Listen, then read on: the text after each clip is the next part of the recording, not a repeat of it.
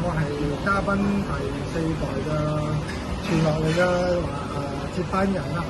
今日我就想講我哋嘉賓有個少少嘅歷史，就係我哋喺1957年咧就已經係開始營業㗎啦。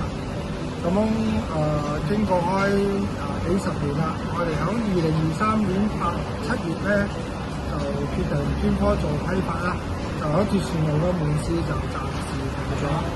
咁喺呢2年我哋就繼續保持我哋嘅嘢喺市面上啦，有做少少過碼嘅嘢啦。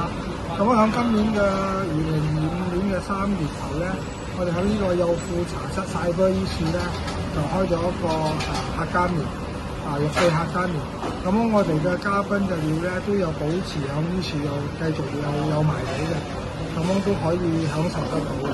咁我哋都盡量喺傳統嘅方式入邊保留嗰啲原味啦，將最新鮮嘅料咧可以希望帶俾大家去享受。